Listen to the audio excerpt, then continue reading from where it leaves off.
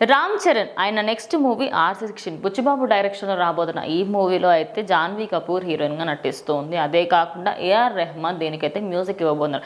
ఈ విషయం తెలిసినప్పటి నుంచి అందరూ కూడా అరే ఎప్పుడెప్పుడు ఈ సినిమా వస్తుంది, ఎప్పుడెప్పుడు ఈ సినిమా నుంచి అప్డేట్స్ ఇస్తారు ఏంటని చాలామంది అయితే వెయిట్ చేస్తున్నారు. ప్రజెంట్ ఈ సినిమాకి సంబంధించి బుచ్చిబాబు మాత్రం ఒకటైతే బయటకి క్లియర్ కట్గా చెప్పడం జరిగింది. సోషల్ మీడియాలో అంతా చాలా వైరల్గా మారింది. ఇది ఒక స్పోర్ట్స్ బ్యాక్ డ్రాప్లో రాబోతున్న మూవీ. రీసెంట్గా అటు రత్నవేలి గారు కూడా ఒక ఫోటోని అయితే రిలీజ్ చేశారనమాట. అందులో లైట్స్ ఉన్నాయి, ఫ్లడ్ లైట్స్ ఉన్నాయి, అదేవిధంగా క్రికెట్ స్టేడియం అన్నట్టుగా ఆయన చెప్పడం జరిగింది. సో అట్లా చూసుకుంటే అదొక విధంగా ఒక స్పోర్ట్స్ డ్రామా సినిమా లాగానే ఉండబోతుంది. కానీ దీన్ని స్పోర్ట్స్ డ్రామా అని మీరు తీసి పారేస్తే మాత్రం అది మాత్రం తప్పు. ఖచ్చితంగా స్పోర్ట్స్ డ్రామాలో ది నెక్స్ట్ లెవెల్ అనేది నేను చూపించబోతాను. ఎందుకంటే మన అందరికీ తెలుసు జెర్సీ, దంగల్ లాంటి మూవీస్ ఎంత హిట్ అయ్యాయి ఏంటి అనేది. అదేవిధంగా MS ధోని ఆయనకు సంబంధించిన బయోపిక్ తీయడం జరిగింది. అలా చెప్పుకుంటూ పోతే చాలా సినిమాలు అయితే స్పోర్ట్స్ బ్యాక్ డ్రాప్లో వచ్చి మంచి హిట్లను సంపాదించాయి.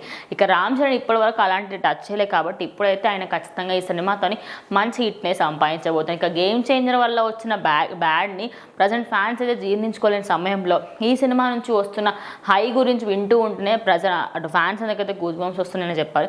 ఇక అదే కాకుండా ఈ సినిమాలో క్లైమాక్స్ మాత్రం మీరు ఊహించడానికి 10 times ఇంకా ఎక్కువే ఉంటుంది అని చెప్పేసి అయితే చాలా అంటే చాలా నమ్మకంగా బుచ్చిబాబు అయితే చెప్తున్నారు అనమాట. ఉప్పెన మూవీతోని ఆయనైతే ఫస్ట్ మూవీతోనే వైష్ణవ్ తేజ్కి అయితే బీభత్సమైన హిట్ ఇచ్చారు. కృతి శెట్టి అయితే ఇప్పటికి కూడా ఇంకా రన్నింగ్ హీరోయిన్ లాగానే ఉంది.